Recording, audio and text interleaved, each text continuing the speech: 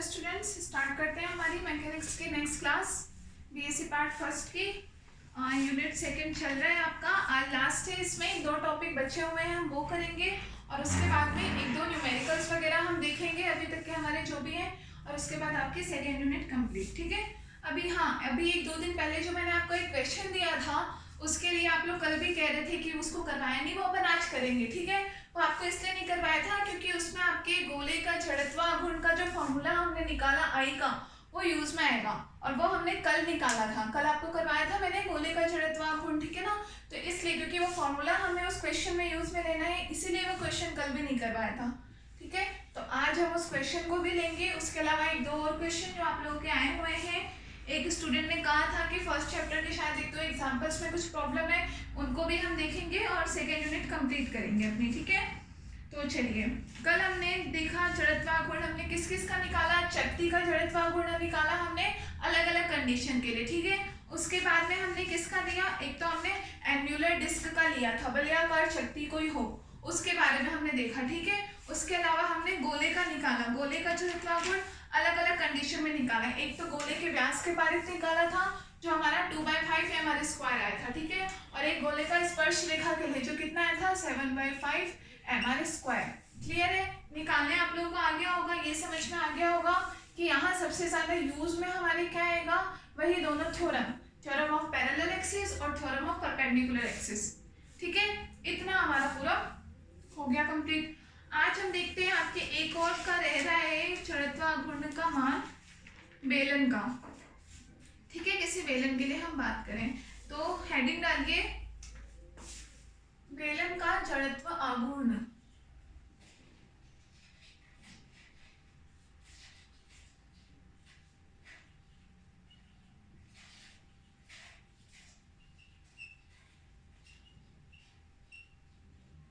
बेलन का जड़त्वाघूर्ण किसका, ठोस बेलन का हम बात कर रहे हैं। ठीक है। ठोस बेलन का।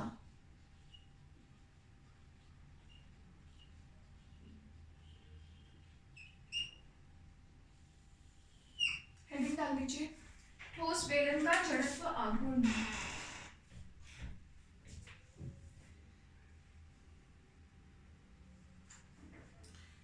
ठीक है। सबसे पहले तो आप देखो, अब यहाँ जैसे बेलन के लिए हम कॉन्सेप्ट की बात करें, 3D में इमेजिन करने की कोशिश करना। जैसे मान लो ये आपका कोई बेलन है। ठीक है। और हम कैसा बता रहे हैं, ठोस बेलन है, मतलब कि अंदर से बिल्कुल आपका भरा हुआ है बेलन। ठीक है। उसमें फ्री स्पेस नहीं है, अंदर से भरा हुआ बेलन है। तो आप उसको किससे मिलकर के बना हुआ मानोगे, हम ये मान सकते हैं अगर हम बहुत सारी चकतियों को रखें। चकती इस प्रकार की होती है, कल हमने पढ़ा, और चकती क्या होती है, हमारी बीच में से भरी हुई होती है। ठीक है। इस टाइप की होती है हमारी शक्ति, और इसमें कुछ ना कुछ साथ में मोटाई भी होती है। ये होती है शक्ति हमारी एक। ठीक है। अब इस प्रकार के हम बहुत सारी शक्तियों को एक साथ रखें, मतलब हम इसके नीचे एक और शक्ति रखें, फिर हम एक और शक्ति रखें, फिर हम एक और शक्ति रखें, इस प्रकार से कंटिन्यू हम रखते जाएं।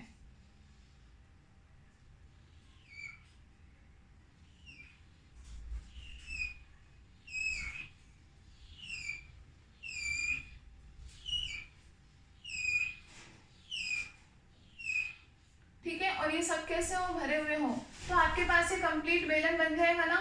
इसका मतलब हम बेलन को किससे मिलकर के बना हुआ मानेंगे, अलग अलग शक्तियों से मिलकर के बना हुआ मानते हैं। ठीक है। जो कि बीच में से कैसे भरी हुई रहती है। अगर वही खोखला बेलन होता तब हम उसे क्या मानते कि किसी रिंग से मिलकर के बना हुआ है, बहुत सारी रिंगों से मिलकर के बना है, मतलब वलय से मिलकर के। ठीक है ना। सिंपल सी बात है। जैसे आप लोगों ने देखा होगा कई बार, जैसे आर्ट एंड क्राफ्ट वगैरह का, अगर आप लोगों ने कभी आपका कोई सब्जेक्ट रहा हो आर्ट एंड क्राफ्ट का, छोटी क्लासेस में जैसे होता है, वहाँ कई बार हमें कुछ ऐसी चीजें बनाते हैं, यूजलेस चीज से कुछ चीज बनाना सिखाते हैं। ठीक है ना। इनडायरेक्टली आप लोग कभी, अगर आप लोगों ने कभी कोशिश की हो तो शेप्स को ध्यान करो, तो वहाँ पे जैसे एक बार, जैसे मुझे ध्यान है, एक बार हमें सिखाया गया था कि कोई वेस्ट चूड़ियाँ होती है, जैसे उनसे हम पेन स्टैंड कैसे बना सकते हैं। एक घर में रखने का एक नॉर्मल सा मटेरियल, कुछ भी हमें यूजलेस चीजों को यूज करके कुछ बनाना है। ठीक है ना। तो हमें सिखाया था कि वेस्ट जो चूड़ियाँ हो आपके घर में, कैसी भी रखी हो, मम्मी की पुरानी चूड़ियाँ वगैरह जो भी जो वेस्ट हो, उनसे हम पेन स्टैंड कैसे बना सकते हैं। तो क्या किया था, अब चूड़ी कैसे होती है, फॉर एग्जाम्पल ये होता है, जैसे ये कड़ा है। ठीक है। कुछ इस टाइप की होती है चूड़ी, इससे भी पतली होती है, और कुछ ना कुछ उसकी मोटाई भी होती है, पतली मोटी अलग अलग टाइप की कलरफुल होती है। क्लियर है। तो बीच में से इस तरीके से खोखली होती है। तो हमने बस क्या किया था, नीचे हमने एक थोड़ा हार्ड सा गत्ता यूज में लिया था, थर्माकोल या फिर कुछ और चीज यूज में ले लो, गत्ता इसी शेप का हमने काट लिया था बिल्कुल फिक्स, और उसके ऊपर हमने क्या फेविक्विक चिपका दिया, और उसके बाद एक चूड़ी चिपका दी। फिर हमने इसके ऊपर फेविक्विक लगाया, फिर हमने यहाँ एक चूड़ी चिपकाई, फिर उस पर चारों तरफ किनारों पे फेविक्विक लगाया, फिर एक चूड़ी। इस तरीके से हमने पूरी उन चूड़ियाँ और कलरफुल बहुत ही प्यारे कॉम्बिनेशन में, और हमारे पास एक बड़ा अच्छा पेन स्टैंड बन के तैयार हुआ। ठीक है ना, ये हमने खुद ने बनाया था। तो अब आप देखो तो पेन स्टैंड एक प्रकार से क्या, ये अलग अलग प्रकार की चूड़ियों से मिलकर के बना क्या, एक प्रकार का बेलन ही तो बना है।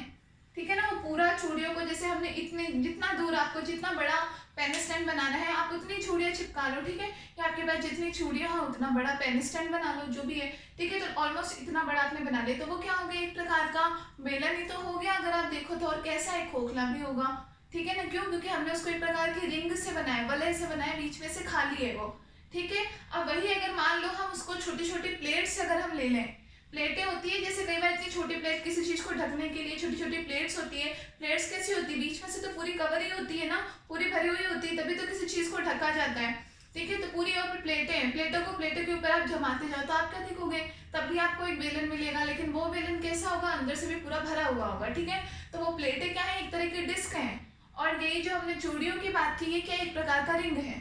ठीक है, तो हमें उनकी बात करनी है। यहाँ हम बात करें ठोस बेलन का, ये इसलिए बताया ताकि आप ध्यान रहो कि ठोस बेलन की बात कर रहे हैं तो सिंपल सी बात है कि वो किन से मिलकर के बना होगा, शक्तियों से मिलकर के बना होगा। ठीक है, अब यहाँ भी हम अलग अलग केसेस की बात करेंगे। तो सबसे पहले हम देखते हैं,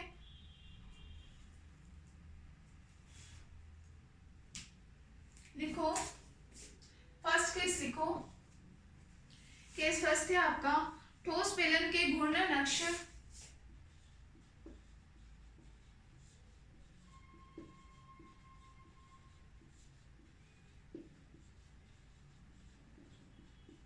ठोस बेलन के घूर्णन अक्ष तथा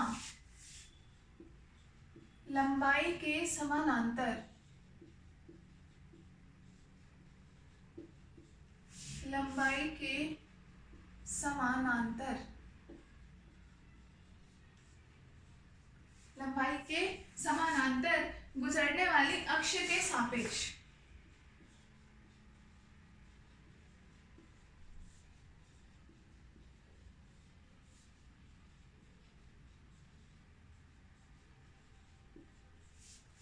अक्ष के सापेक्ष जड़त्व आघूर्ण।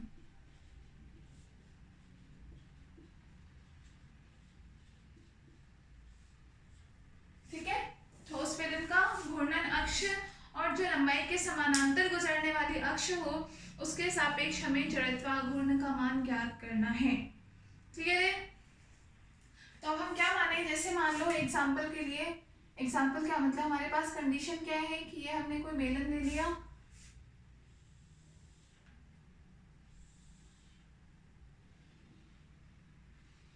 इस प्रकार से। ठीक है, अब हम क्या कह रहे हैं, घूर्णन अक्ष और लंबाई के समानांतर गुजरने वाले अक्ष के सापेक्ष, तो इसका घूर्णन अक्ष कहाँ होगा, इसके बिल्कुल बीचों बीच स्थित होगा। मतलब हम एक तरह से ये मान लें,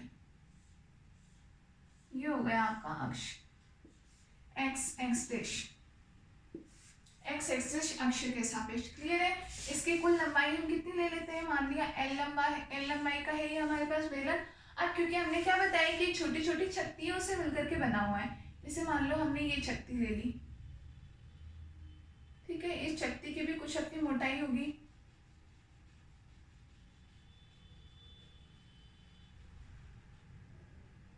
ये हमने अभी केवल एक शक्ति एग्जाम्पल के लिए ली है। इस प्रकार की ही सारी शक्तियों से मिलकर के ये बना हुआ होगा। ठीक है, हमने मान लिया इसका जो द्रव्यमान केंद्र है वो हो गया O इस बेलन का। ठीक है, बेलन की त्रिज्या की बात करें तो इसकी त्रिज्या हमने ले ली R, बेलन की त्रिज्या। ये हमारे पास कंडीशन है, बना लीजिए इसे और फिर लिखेंगे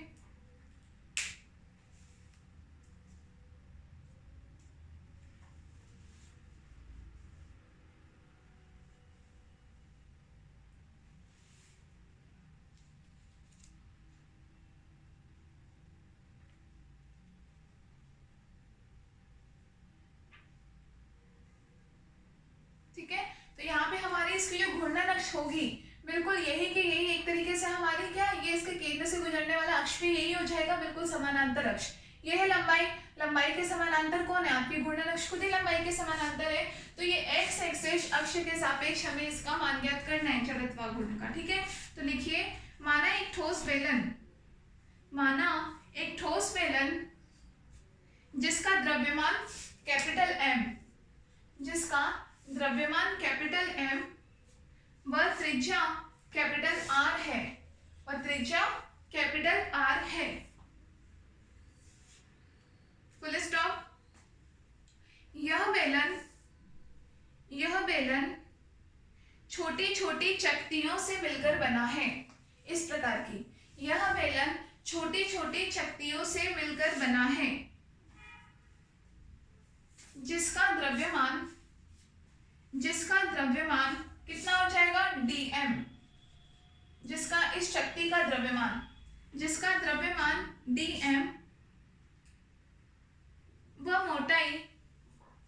मोटाई dx है, मोटाई हमने ले ली dx है, मोटाई dx है, और त्रिज्या कितनी होगी, तो सेम शक्ति के साइज का ही तो ये पूरा बेलन बन रहा है, जिन शक्तियों से मिलकर के बना है उनके बराबर ही बेलन बन रहा है। ठीक है ना, तो बेलन की त्रिज्या आर है, सिंपल सी बात है, शक्ति की त्रिज्या भी कितनी हो जाएगी, आर। ठीक है, तो लिखेंगे वह इसकी त्रिज्या कैपिटल आर है, वह इसकी त्रिज्या कैपिटल आर है,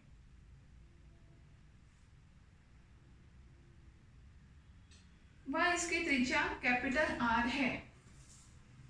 ठीक है, तो हम क्या लिखेंगे, शक्ति के केंद्र से, शक्ति की कंडीशन समझ में आ गई। हमने क्या बोला, इसका द्रव्यमान dm है, इसकी मोटाई dx है और त्रिज्या कैपिटल r है। ठीक है, और इन्हीं छोटी छोटी इस प्रकार की शक्तियों से मिलकर के हमारा पूरा बेलन बना है। तो इस शक्ति के केंद्र से गुजरने वाली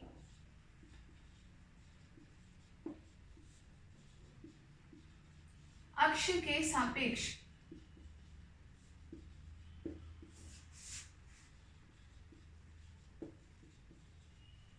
जड़त्वाघूर्ण, मोमेंट ऑफ इनर्शिया क्या हो जाएगा, तो शक्ति के केंद्र से कौन सा आपका अक्ष गुजर रहा है, ये एक्स एक्स अक्ष तो गुजर रहा है, तो इसके लिए जड़त्वाघूर्ण कितना होगा, आई एक्स एक्स डैश बराबर 1/2 mr²। शक्ति का द्रव्यमान कितना है, dm, और इंटू में r², समीकरण नंबर 1, dm इंटू में r², इक्वेशन नंबर 1 लिख लिया। नेक्स्ट लाइन से लिखो, परंतु यह शक्तियां संपूर्ण द्रव्यमान में है। ठीक है, टोटल यहां से लेकर यहां तक टोटल द्रव्यमान में है, जो हमने इस बेलन का द्रव्यमान कैपिटल M बताया। ठीक है, तो परंतु यह शक्तियां संपूर्ण द्रव्यमान में है, अतः बेलन की लंबाई के समानांतर गुजरने वाली अक्ष के पारित जड़त्व आघूर्ण, अतः बेलन के समानांतर गुजरने वाली अक्ष के पारित जड़त्व आघूर्ण क्या हो जाएगा, एक तो इसमें आप इसको डी आई एक्सेस कर लेना। ठीक है ना, ये क्योंकि केवल एक शक्ति, एक तरह से इसका अल्पांश है, तो उसके लिए जड़त्वाघूर्ण भी क्या अल्पांश आएगा, D I axis dash. Clear है, अब हमने क्या बोल दिया, क्योंकि इसी प्रकार की, अब ये द्रव्यमान है पूरा का पूरा m द्रव्यमान तक इस प्रकार की शक्तियां ही बनी हुई है, तो हमारे पास इस टोटल बेलन के लिए अगर हम लेंगे इससे गुजरने वाली अक्ष के सापेक्ष जड़त्वाघूर्ण, तो मान कितना आ जाएगा, लिख लिया आप लोगों ने थ्योरी, आगे देखेंगे हम। आई एक्स एक्स डैश किसके लिए, इस पूरे बेलन के लिए क्या मान आ जाएगा, summation D I x x dash का, इसका समेशन कर दोगे आप। ठीक है, बराबर वैल्यू क्या आ जाएगी, 1/2 dm r², 1/2 dm r²। ठीक है, तो आगे हम इसको क्या लिख सकते हैं, देखेंगे यहाँ क्या मान आ जाएगा आपके पास, आई एक्स एक्स डैश बराबर 1/2 r², बाहर ले लो, समेशन किसका हो जाएगा, dm का, और हमने क्या कहा, dm द्रव्यमान इस बेलन के संपूर्ण द्रव्यमान में है, और संपूर्ण द्रव्यमान कितना कैपिटल एम हम पहले बता चुके हैं, मतलब मान कितना आ जाएगा 1/2 mr² I x डैश।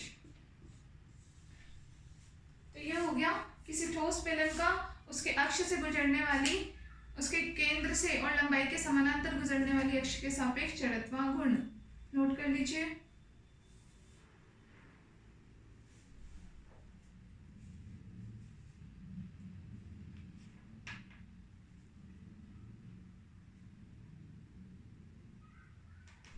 लिखिए आप, नेक्स्ट लिखेंगे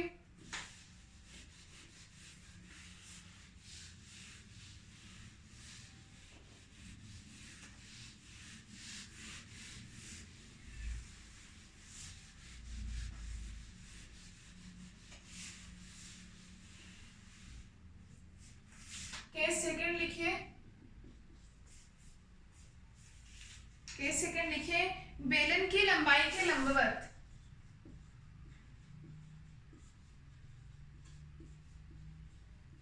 बेलन की लंबाई के लंबवत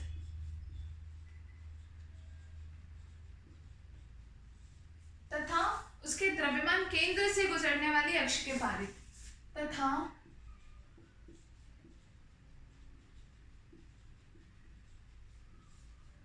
द्रव्यमान केंद्र से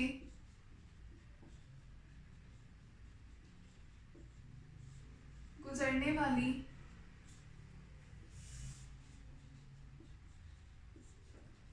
अक्ष के पारित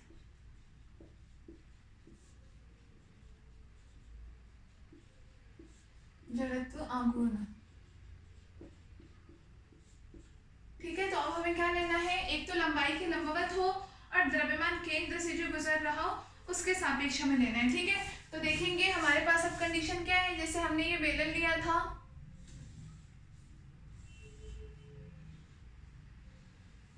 ठीक है, हमने मान लिया ये कितनी छोटी छोटी चक्तियों से मिलकर के बना हुआ है।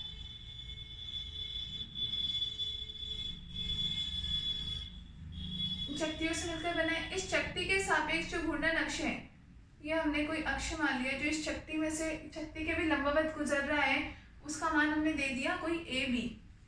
ठीक है, बेलन की कुल लंबाई हमारे पास एल है ही और बेलन की त्रिज्या आपके पास आर है ही। क्लियर है। अब हमारे पास ये थी बेलन की अक्ष, हमने क्या कहा है, बेलन की लंबाई की लंबवत, मतलब ये लंबवत और इसके द्रव्यमान केंद्र, तो ये हमने बेलन का द्रव्यमान केंद्र ले लिया कोई ओ बिंदु पर, तो इसके द्रव्यमान केंद्र से गुजरने वाला अक्ष ये अक्ष। ठीक है, तो ये कौन सा हो जाएगा आपका वाई वाई डैश। ठीक है, जैसे ये एक्स एक्स डैश था, अब हमें लंबाई के लंबवत अक्ष मतलब इस वाई वाई डैश अक्ष के सापेक्ष, इसको आप सीधा ले लेना, ये कुल लंबाई है बेलन की और ये आपका अक्ष जिसके सापेक्ष आपको मान ज्ञात करना है वाई वाई डैश। तो इस वाई वाई डैश अक्ष के सापेक्ष आपका मान क्या हो जाएगा। ठीक है, तो हम यहाँ पे देखेंगे इन दोनों के बीच की जो दूरी है, इस चक्ति और इस द्रव्यमान केंद्र के बीच की दूरी, ये हमने ले ली x। ठीक है, चक्ति की ये द्रव्यमान केंद्र से दूरी कितनी हो गई, x के बराबर। तो लिखिए, इसमें डायग्राम बना लीजिए, डायग्राम बना लीजिए और लिखिए फिर। बेलन के द्रव्यमान केंद्र, बेलन के द्रव्यमान केंद्र O, बेलन के द्रव्यमान केंद्र O तथा लंबाई के लंबवत गुजरने वाली अक्ष तथा लंबाई के लंबवत गुजरने वाली अक्ष वाई वाई डैश के सापेक्ष, वाई वाई डैश के सापेक्ष जड़त्वाघूर्ण का मान ज्ञात करना है। वाई वाई डैश के सापेक्ष जड़त्वाघूर्ण का मान ज्ञात करना है। Full stop. ठोस बेलन को अनेक चक्तियों से मिलकर बना हुआ मान सकते हैं, अनेक चक्तियों से मिलकर बना हुआ मान सकते हैं, जिसमें से एक चक्ति लेते हैं, जिसमें से एक चक्ति लेते हैं जो वाई वाई डैश अक्ष से ये स्मॉल एक्स दूरी पर स्थित है, जो वाई वाई डैश अक्ष से स्मॉल एक्स की दूरी पर स्थित है। Full stop. यदि इस चक्ति की मोटाई यदि इस चकती की मोटाई dx हो, यदि इस चकती की मोटाई कितनी मान लें हम, dx, चकती की मोटाई dx हो, तो चकती का आयतन, तो चकती का आयतन, तो चकती का आयतन कितना हो जाएगा, चकती की कुछ ना कुछ मोटाई भी है, कुछ इस टाइप की होगी हमारी चकती है, कुछ ना कुछ इसकी मोटाई भी है जो हमने dx के बराबर बताई है। तो आयतन इसका क्षेत्रफल इंटू मोटाई, क्षेत्रफल कितना हो जाएगा पाई आर स्क्वायर के बराबर। इसका रेडियस भी हमने r ही बताया है, ये रेडियस भी r हो जाएगा, ठीक है ना, ये रेडियस हो गया हमारा r और ये इसकी मोटाई होगी dx। तो हमारे पास मान क्या आ जाएगा, पाई आर स्क्वायर इंटू dx, चकती का आयतन पाई आर स्क्वायर इंटू dx। लिख लिया।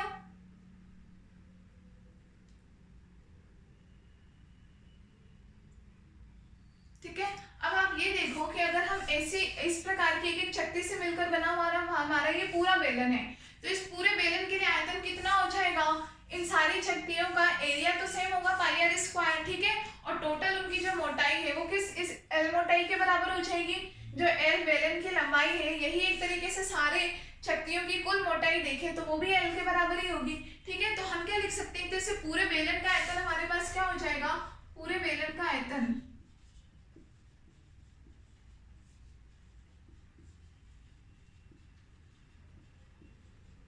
क्या हो जाएगा, बेलन का भी एरिया आपके पास पाई आर स्क्वायर हो जाएगा। ये बेलन के दोनों सिरों पर जो गोले बन रहे हैं इनका एरिया तो सेम होगा, रेडियस सेम ही है पाई आर स्क्वायर, और इनटू में एल, कुल एल मोटाई तक स्थित है ये सारी शक्तियां, ठीक है। तो हम क्या लिखेंगे कि इस pi are square L, pi are square L वाला जो आयतन है हमारे पास, पाई आर स्क्वायर एल आयतन वाली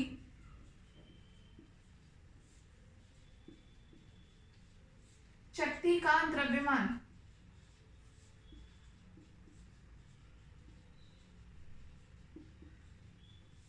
बराबर कैपिटल एम।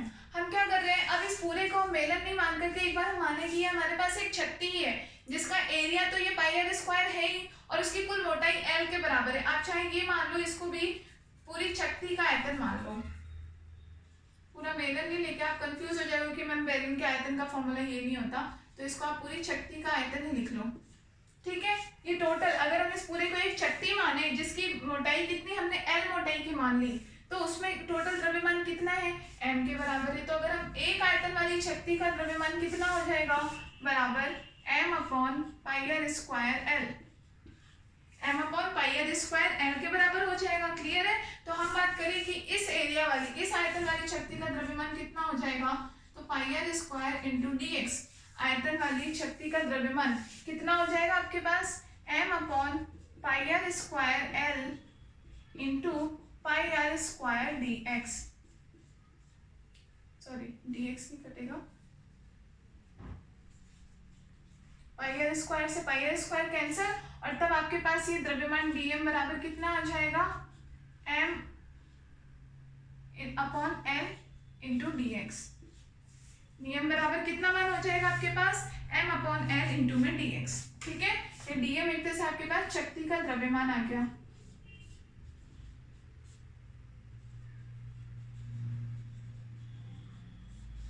शक्ति का द्रव्यमान m अपॉन एल इंटू में dx, लिख लीजिए इतना।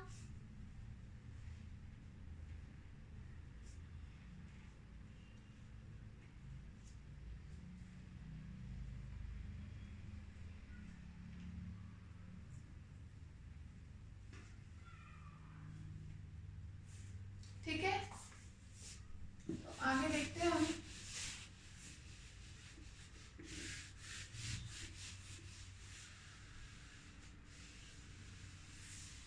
तो सबसे पहले हम बात करें कि अगर हम इस शक्ति का जो घूर्णन अक्ष कौन है, ये ए बी अक्ष है जो शक्ति में से होकर के गुजर रहा है, हमने जो शक्ति ले रखी है, ठीक है। तो शक्ति का ए बी अक्ष के पारित जड़त्व आघूर्ण, ए बी अक्ष के पारित जड़त्व आघूर्ण, तो ए बी अक्ष आप यहाँ देख रहे हो एक तरीके से किसके बराबर है, शक्ति के व्यास के बराबर ही है।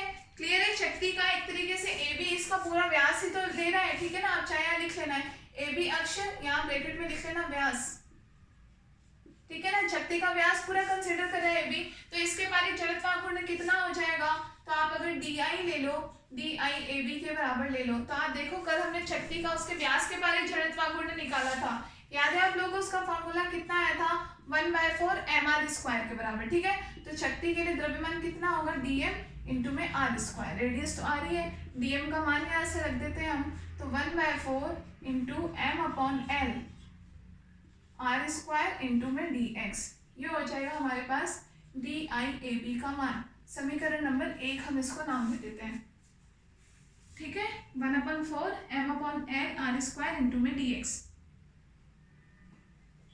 क्लियर है। अब हम क्या बात करें, हमें क्या किसके सापेक्ष करना है, इस y डैश अक्ष के सापेक्ष, तो इसमें ऑब्वियसली सी बात है हम समांतर अक्षों के प्रमेय लगाएंगे। तो हम नेक्स्ट क्या लिखेंगे, y डैश अक्ष के सापेक्ष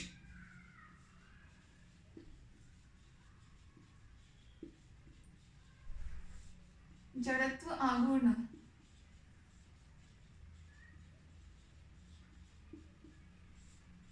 क्या होगा, समांतर अक्षों की प्रमेय से।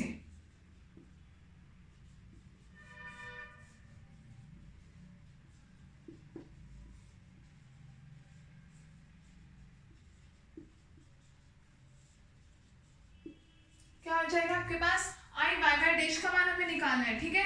तो यहाँ पे हम निकालें कि डी आई वाई डैश, अभी हम शक्तियों के अकॉर्डिंग निकाल रहे हैं, इसलिए कुल शक्तियां जो आपके पास है, तो इन शक्तियों के हम वाई डैश अक्ष के सापेक्ष निकालें, ठीक है। तो डी आई वाई डैश बराबर क्या होगा आपका, एक तो D I A B plus किसका, दोनों के बीच का द्रव्यमान, तो शक्ति का द्रव्यमान कितना है dm, और दोनों के बीच की दूरी x², D I A B plus dm into में x² के बराबर। क्लियर है। तो यहाँ दोनों का मान रख दो, डी आई ए बी का मान कितना आ गया आपके पास, m/4l, ठीक है, r² इंटू में dx प्लस dm का मान यहाँ से किसके बराबर आया था आपके पास, m/l r² इंटू में x²। क्लियर है। ये मान आपके पास किसका आ गया, आपके डी आई वाई डैश का मान, ठीक है। यहाँ दोनों में से आप देखो तो m/l और r² कॉमन कर सकते हैं, तो m/l इंटू में r², यह हमने कॉमन कर लिया, तो हमें यहाँ से तो क्या मिल जाएगा, m/l गया और r² भी गया, तो dx/4 प्लस यहाँ पे बच जाएगा x²।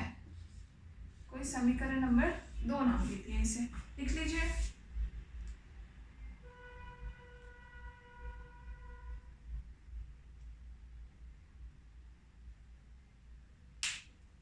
अच्छा, dx तो आपका यहाँ पे भी आया था ना मान, इसका मान आया था, एक मिनट सॉरी, यहाँ पे भी आप लिखेंगे r² इंटू में dx भी लिखे यहाँ पे, ठीक है ना। r² इसमें नहीं था, इसके मान में x² इंटू dx मान था, m/l इंटू में dx ही था, सॉरी x² भी नहीं था यहाँ पे, x² हमने यहाँ से लिखा है, ठीक है। m/l इंटू dx, ये मान हमारा हो गया dm का, और इंटू में x², ये मान लिख दिया। तो अब हम यहाँ से दोनों r² कॉमन नहीं ले सकते, हम दोनों तरफ से dx कॉमन ले लेंगे, m/l इंटू में dx कॉमन ले लिया हमने, ठीक है।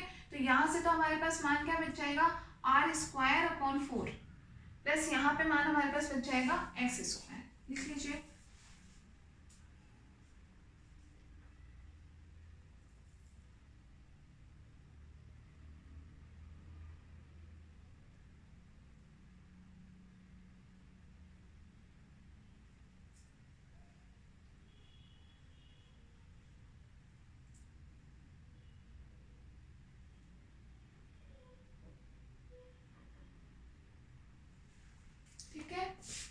अब बस क्या करेंगे, हमारे पास डी आई वाई डैश का मान आया है, अगर हम इसका कुल बेलन की लंबाई तक के लिए हम इंटीग्रेशन कर देते हैं तो हमारे पास बेलन के लिए आ जाएगा, ठीक है ना।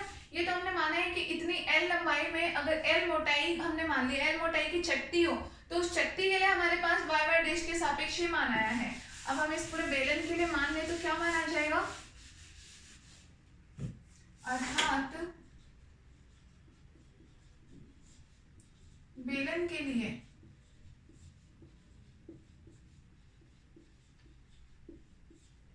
आई वाई वाई डैश बराबर किसके बराबर हो जाएगा। अब यहाँ भी आप देखो, जैसे हम इसको क्या करते हैं, पूरा मानने की जगह जगह हम हाफ हाफ में लेते हैं। हम ये माने कि जैसे ये कुल लंबाई है l, इसका मतलब द्रव्यमान केंद्र से ये आधी दूरी कितनी है आपकी l/2, ठीक है। और नेक्स्ट ये आधी दूरी भी आपकी कितनी हो जाएगी l/2, आधी आधी लंबाई में बांट दिया, ठीक है। तो हम कुल क्या मान लेते हैं कि हमारे पास अगर हमें o से लेकर के अगर हम मान लें इसको 0 है, ये मूल बिंदु है, और यहाँ से लेकर के इस आधी लंबाई तक हमारे पास कितनी कुल शक्तियों का मान है, उसके लिए हमारे पास ये मान कितना आता है, तो वो कुल पता करके उसका जस्ट डबल कर दे तो हमारे पास दोनों का मान आ जाएगा, ठीक है ना। मतलब I/y' का मान हम आधे के लिए ज्ञात कर लेते हैं 0 से l/2 तक के लिए, और उसका डबल कर दे तो हमारे पास पूरे के लिए मान आ जाएगा, ठीक है। तो हम क्या करेंगे, इसको 2 इंटू में 0 से l/2, 0 से l/2 तक के लिए हम मान ज्ञात करके उसका डबल कर देंगे तो हमारे पास पूरे बेलन का मान आ जाएगा, ठीक है। तो इसका आप कर दो आप इंटीग्रेशन m/l इंटू में r²/4 प्लस x² इंटू में dx। अब इसको आप लोग आगे सॉल्व कीजिए। 2m/l तो ले लीजिए बाहर, 0 से l/2 में एक तो आपके पास क्या बन गया r²/4 इंटू में dx और प्लस x² इंटू में dx। इंटीग्रेशन को सॉल्व करना आता ही है आपको, करो आप लोग खुद भी अपनी कॉपी में करो। 2m/l r²/4 तो एज इट इज रहेगा, x dx का हो जाएगा x, लिमिट लगा दी 0 से l/2 प्लस x² पे क्या हो जाएगा x³ अपॉन में 3, लिमिट लगा दी 0 से l/2 की, ठीक है, बराबर में 2m/l। यहाँ पे मान क्या आ जाएगा r²/4 एज इट इज है, इंटू में आपके पास मान आ जाएगा l/2 प्लस 1/3 हमने ले लिया बाहर, और यहाँ पे हम मान रखे l/2 का क्यूब, तो क्या मान आ जाएगा l³ और अपॉन में 2 का क्यूब कितना हो जाता है 8 के बराबर। क्लियर है। तो यहाँ से आप देखो, यहाँ भी अपॉन में 8 और 8 दोनों में से हम कॉमन कर लेते हैं, तो हमारे पास मान क्या आ जाएगा I/y' बराबर 2m/l है, 8 हम दोनों में से बाहर ले लेते हैं इंटू में 8, तो हमारे पास क्या मान बच जाएगा, यहाँ पे तो हमारे पास बच जाएगा r² इंटू में l, l भी एक बाहर ले लेते हैं हम, ठीक है ना, एक l भी हमने बाहर ले लिया, तो यहाँ हमारे पास मान कितना बच गया ओनली r², ठीक है, और प्लस यहाँ पे मान कितना बच जाएगा हमारे पास l² अपॉन में 3, ये मान बच जाएगा, ठीक है ना, l से l कैंसिल, 2 से ये कैंसिल 4 टाइम, तो मान कितना बच गया हमारे पास m/4 r² plus l² upon 3, ये मान आ रहा है हमारे पास फाइनल रिजल्ट mr4/4 और प्लस ml²/12। क्लियर है।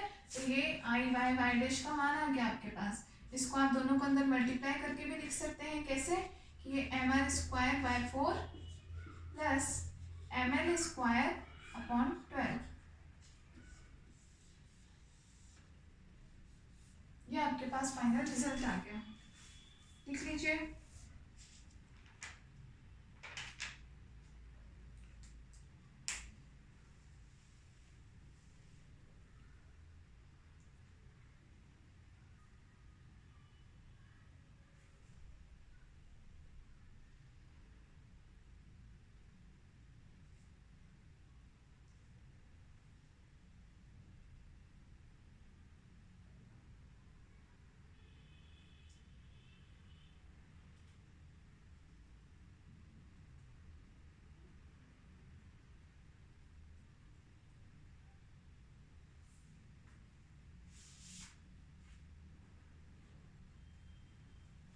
लिख लिया। नेक्स्ट लिखेंगे थर्ड केस।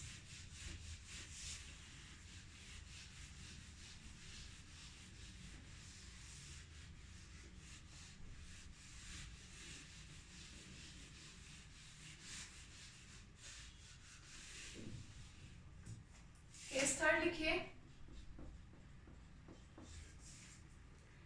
लिखिए बेलन को स्पर्श करती हुई रेखा के सापेक्ष, बेलन को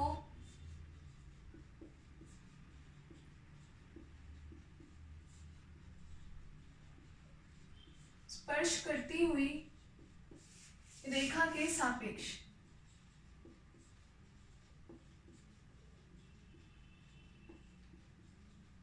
ठीक है, मोमेंट ऑफ इनर्शिया। देखिए, जैसे ये हमारे पास कोई बेलन है,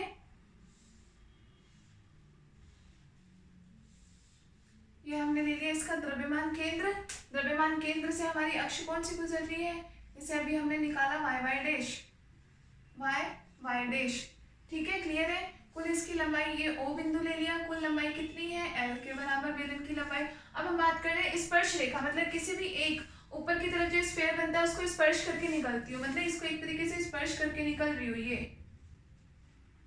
इसको हमने ले लिया कोई ए बी। ठीक है, तो इस ए बी के सापेक्ष हमें पता करना है जड़त्वाघूर्ण। तो इन दोनों के बीच का डिस्टेंस कितना हो गया, आधे बेलन की जस्ट आधी लंबाई के बराबर, मतलब L/2 के बराबर हो गया। क्लियर है। तो हम यहाँ क्या लगाएंगे, समांतर अक्षों की प्रमेय से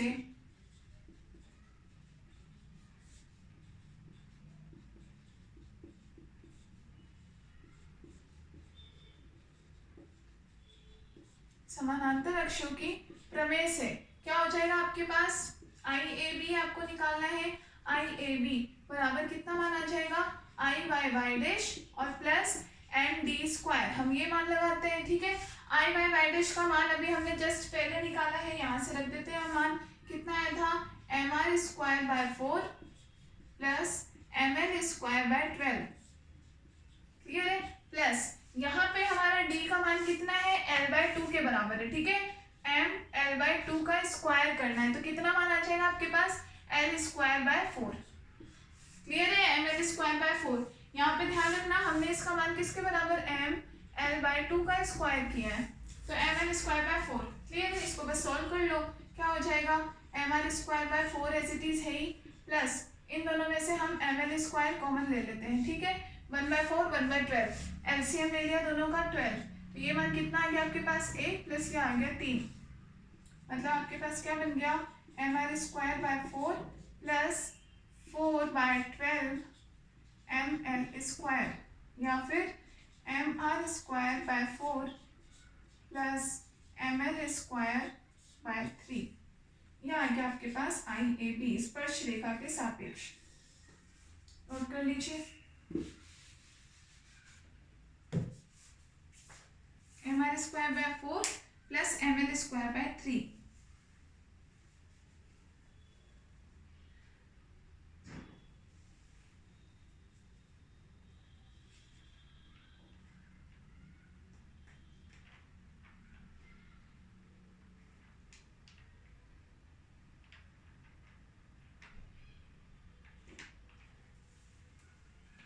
लिख लिया, नेक्स्ट केस लिखेंगे।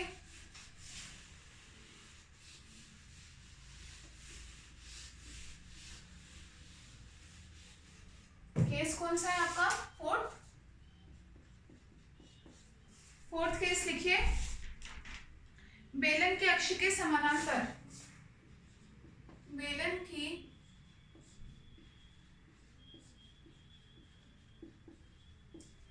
अक्ष के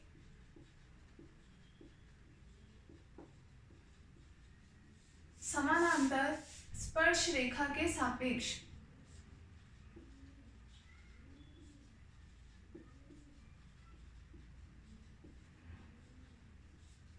मोमेंट ऑफ इनर्शिया, स्पर्श रेखा के सापेक्ष मोमेंट ऑफ इनर्शिया। ठीक है, तो आप समझ रहे हो स्पर्श रेखा ही है, लेकिन अब कैसे है, बेलन के अक्ष के समानांतर, मतलब कंडीशन हो गई ये हमने बेलन लिया और बेलन की अक्ष कौन सी होगी, जो इसके बीचों बीच से निकलती है,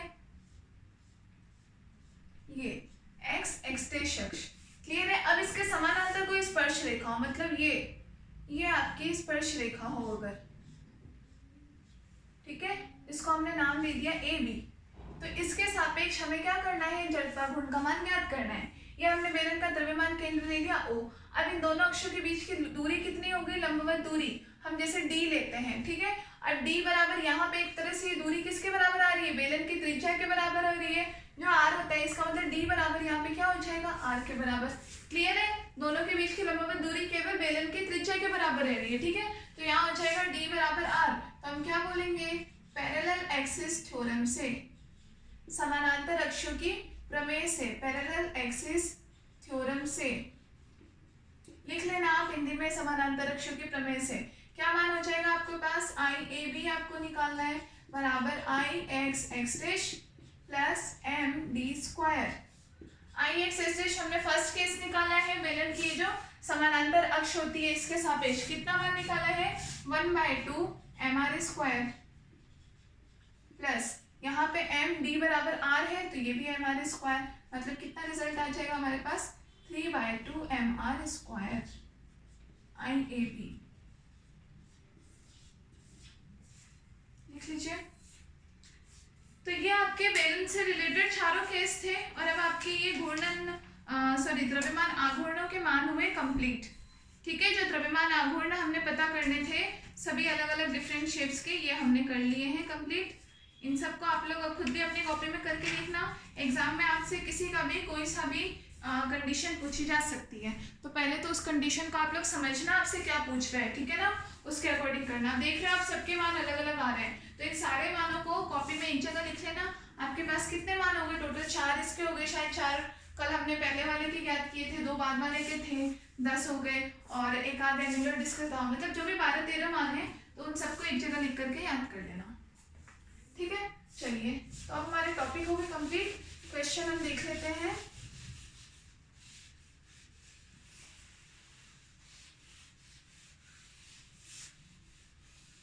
सबसे पहले तो हम उस दिन हमने क्या क्वेश्चन दिया था उसका सॉल्यूशन देखते हैं। ठीक है, क्या क्वेश्चन था कि यदि पृथ्वी की त्रिज्या सिकुड़ करके अपनी वर्तमान त्रिज्या की आधी रह जाए तो दिन की लंबाई कितनी हो जाएगी, यही क्वेश्चन था ना। स्पेस आप लोग को छोड़ने को कहा था। यदि पृथ्वी की त्रिज्या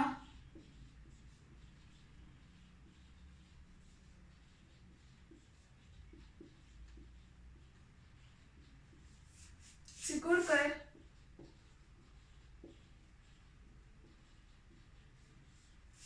अपनी वर्तमान त्रिज्या की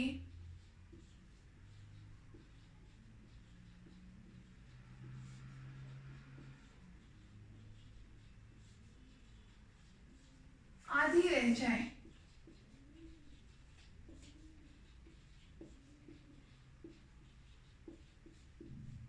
तो दिन की लंबाई कितनी होगी।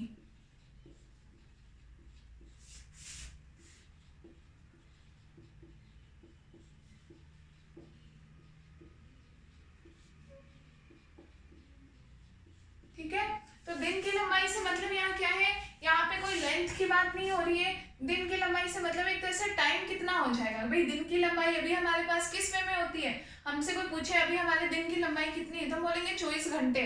ठीक है ना, मतलब लंबाई कोई लेंथ के वे में नहीं है, टाइम के वे में है कि 24 घंटे की लंबाई है अभी दिन की, 24 घंटे का होता है। और अगर त्रिज्या अगर सिकुड़ करके वर्तमान त्रिज्या की आधी रह जाए तो लंबाई पे क्या असर पड़ेगा, ये हमारा क्वेश्चन कह रहा था। ठीक है, सबसे पहले हम बात करें यहाँ पे पृथ्वी की। अब पृथ्वी आप सबको पता है हमारी कैसी है, पृथ्वी गोल है। ठीक है, इसका कुछ ना कुछ रेडियस है, हमने मान लिया अभी इसका रेडियस कितना है, आर है, आर त्रिज्या हमने ले ली। ठीक है, और साथ के साथ पृथ्वी क्या करती है, घूर्णन करती रहती है अपने अक्ष के सापेक्ष। आप लोगों को पता है अक्ष के सापेक्ष दोनों ही मोशन करती है, घूर्णन गति भी करती है और खुद अपनी धुरी पर घूमती है तो वह स्पिन मोशन भी करती है। ठीक है ना, दोनों प्रकार के, कोई भी मान लो ओमेगा इसकी कोणीय आवृत्ति हो गई जिसके साथ में कंटिन्यूअसली घूर्णन करती रहती है। ठीक है, तो यहाँ पे आपको पता है कोई एक बड़ा द्रव्यमान है और वो किसी न किसी कोणीय वेग के साथ में घूर्णन गति कर रहा है। इसका मतलब यहाँ पे संवेग कैसा जनरेट होगा, कोणीय संवेग जनरेट होगा। सिंपल सी बात है ना, क्योंकि पृथ्वी की बात हो रही है, भाई त्रिज्या सिकुड़ेगी तो त्रिज्या तो ठीक है, सिकुड़ने का काम त्रिज्या तो करेगी। आप बोलोगे कि मैम इससे क्या मतलब है, तो त्रिज्या तो ठीक है सिकुड़ने को सिकुड़ेगी, लेकिन पृथ्वी आपको पता है कभी भी रेस्ट में तो रहती नहीं है। त्रिज्या भले ही सिकुड़ रही है लेकिन पृथ्वी अपनी स्पीड के साथ में वो जो रोटेशन करती है वो करती जा रही है। तो हमें यहाँ दोनों कंडीशंस को एक साथ देखना पड़ेगा कि पहली बात तो ये घूम भी रही है और साथ में इसकी त्रिज्या धीरे धीरे कम होती जा रही है। ठीक है, दोनों कंडीशन देखने हैं। तो हम क्या लिखेंगे सॉल्यूशन, चूंकि पृथ्वी घूर्णन गति करती है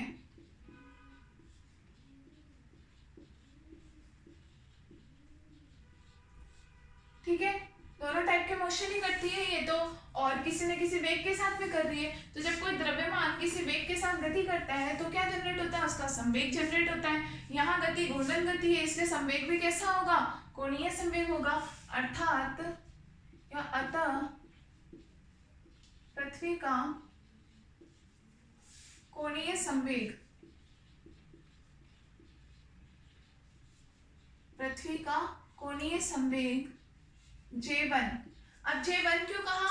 हम यहाँ पे दो अलग अलग स्थिति की बात कर रहे हैं। अभी हम कोणीय संवेग ले रहे हैं नॉर्मल स्थिति में, जब ये त्रिज्या r की जगह आ रही है, ठीक है ना भाई। अभी हम एक तरह से पहले नॉर्मल कंडीशन की बात तो करें, ये r त्रिज्या है, फिर हम बात करेंगे कि r घट करके अपनी वर्तमान के आधी रह जाए, मतलब r/2 हो जाएगी, ठीक है। तो अभी हम पहले नॉर्मल कंडीशन में बात करते हैं कि इसका कोणीय संवेग कितना हो जाएगा। तो J1 बराबर क्या फॉर्मूला हमने पढ़ा था, I1 ओमेगा 1, ठीक है। J1 का मान I1 ओमेगा 1 के बराबर हमने पढ़ा था, क्लियर है। अब यहाँ पे I1 क्या लिखना होगा आपको, जड़त्व आघूर्ण, ये क्वेश्चन इसलिए नहीं कराया था। अब आप बताओ कि गोले का जड़त्व आघूर्ण कैसा होगा। तो कल हमने ठोस गोले का जड़त्व आघूर्ण किया था, तो चूंकि ठोस गोले के लिए, पृथ्वी भी तो ठोस ही है, तो ठोस गोले का जड़त्व आघूर्ण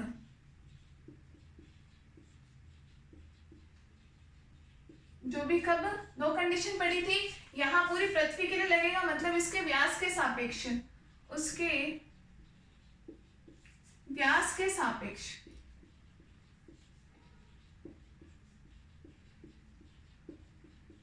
तो कितना मान आया था हमारे पास, I बराबर 2/5 mr², I बराबर 2/5 mr² के बराबर ही आया था ना, क्लियर है। तो यहाँ पे आप मान रख दीजिए, इम्प्लाइज J1 बराबर हमारे पास क्या बन गया, 2/5 mr² इंटू ओमेगा 1, समीकरण नंबर 1, क्लियर है। इतना समझ में आ गया। अब हम क्या बात करते हैं कि अब हम बोले कि त्रिज्या सिकुड़ के आधी रह जाए, तो यदि त्रिज्या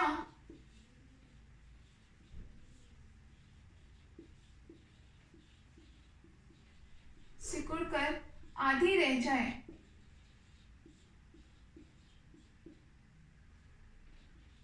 तो हमारे पास क्या त्रिज्या का नया मान मिलेगा। तब नई त्रिज्या कितनी हो जाएगी, तब नई त्रिज्या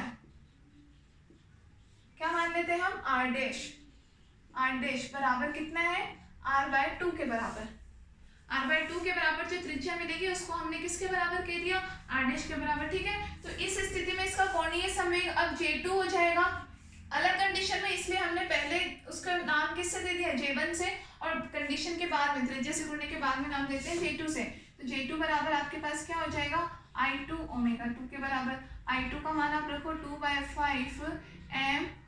mr² हो जाएगा, इंटू में ओमेगा 2, तो r' का मान आप रखोगे 2/5 m, r' का मान कितना है, r/2, और उसका भी स्क्वायर, मतलब कितना मान हो जाएगा आपके पास, r/4 इंटू ओमेगा 2 के बराबर, क्लियर है। यहाँ 2 से आपका 2 कैंसिल, मतलब कि आपके पास ये मान कितना आ जाएगा, mr/10 omega 2, equation number 2।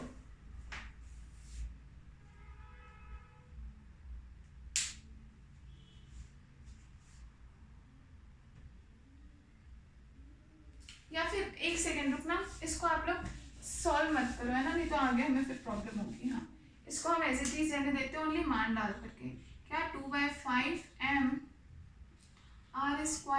mr²/4 omega 2, समीकरण नंबर 2। क्योंकि हमें तो आगे फिर कुछ और भी टाइम निकालना है, इसलिए हमें जरूरी है कि हम सॉल्व ना करें। लिख लिया,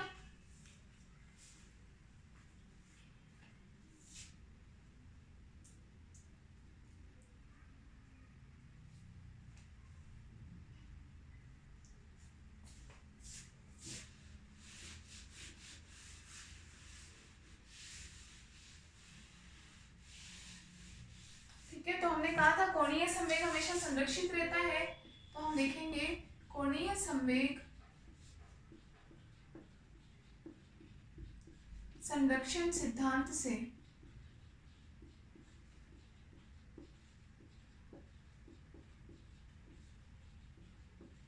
क्या हो जाएगा आपका, J1 बराबर हो जाएगा J2 के, ठीक है। तो J1 का मान हमारे पास क्या आया था, 2/5 mr² ओमेगा 1 बराबर, ये मान कितना आया है, 2/5 mr²/4 ओमेगा 2 के बराबर, ठीक है। तो 2/5 mr² दोनों तरफ कैंसिल, कितना मान बच गया, ओमेगा 1 बराबर ओमेगा 2/4, ठीक है, या हम क्या कह लें, ओमेगा 2 बराबर है 4 ओमेगा 1 के।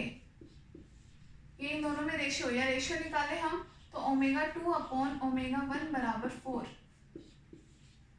ये क्या हो गई, एक तरह से इनकी कोणीय आवृत्तियों का ये रेशियो हो गया, ओमेगा 2 अपॉन ओमेगा 1 बराबर 4।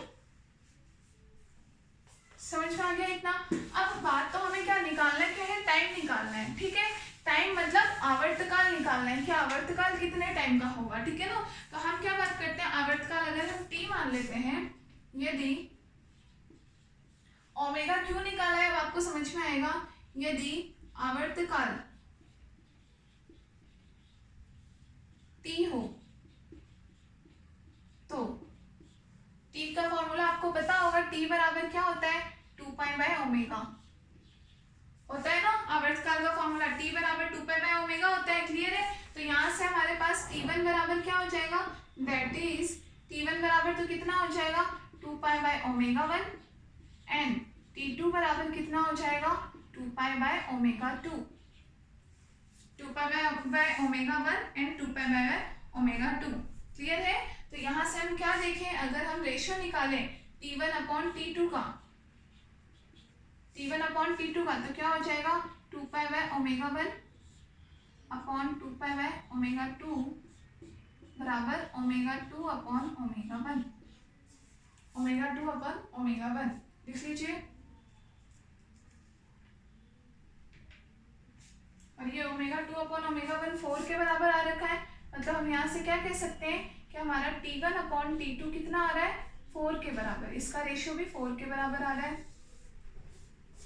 ठीक है, उल्टा होता है, देखो T1 अपॉन T2 बराबर किसके आ रहा है, ओमेगा 2 अपॉन ओमेगा 1 के, क्योंकि ओमेगा T के क्या होता है, व्युत्क्रमानुपाती होता है। देख रहे हो ना, T 2 pi by omega, T और ओमेगा व्युत्क्रमानुपाती है, तो यहाँ से T1 व्युत्क्रमानुपाती हो रहा है ओमेगा 2 के। ठीक है, आगे देखेंगे। तो हमारे पास ये रेशियो आ गया क्या, T1 upon T2 equals to 4 आ गया। क्लियर है, हमें तो मान T2 का निकालना है, इम्प्लाइज T2 भाई बाद में कितना परिवर्तन हो रहा है आवर्तकाल में, T2 बराबर क्या होगा T1 बाय 4 के। T1 का मतलब स्टार्टिंग में आवर्तकाल कितना था, तो दिन की लंबाई कितनी होती है 24 घंटे, तो 24 बाय 4 इक्वल टू 6 आवर्स, 6 घंटे। तो दिन की लंबाई क्या हो जाएगी 6 घंटे की। ये है आपका फाइनल आंसर।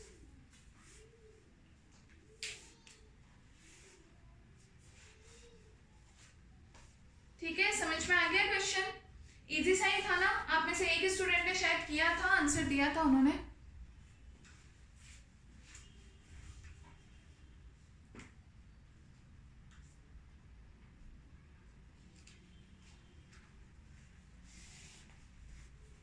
कर लिया, चलिए अब एक आध और क्वेश्चन जो ध्यान में आए, ये क्वेश्चन इंपॉर्टेंट था, लिख लेना। ये आपके 2-3 बार आया हुआ है एग्जाम में, ये आपके आया हुआ है 2010 में आया है, 13 में आया है, 14 में आया है, 16 में आया है। ठीक है ना, इसलिए करवाया था।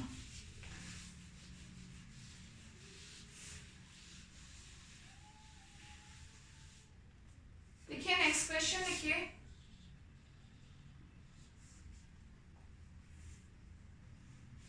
आप लोग खुद लिखिए क्वेश्चन। एक वृत्ताकार चकती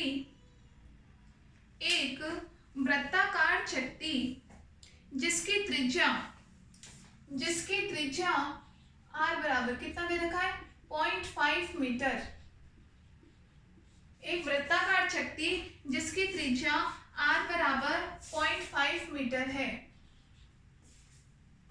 0.5 मीटर, तथा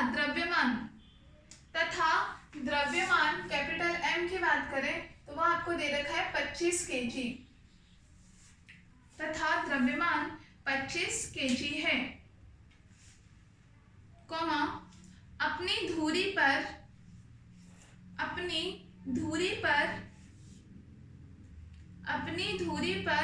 120 चक्कर प्रति मिनट, मतलब इसका रेशियो क्या दे रखा है 120 चक्कर प्रति मिनट, साइकिल पर मिनट, 120 साइकिल्स पर मिनट, m के बराबर होता है 120 चक्कर प्रति मिनट की रफ्तार से घूर्णन करती है।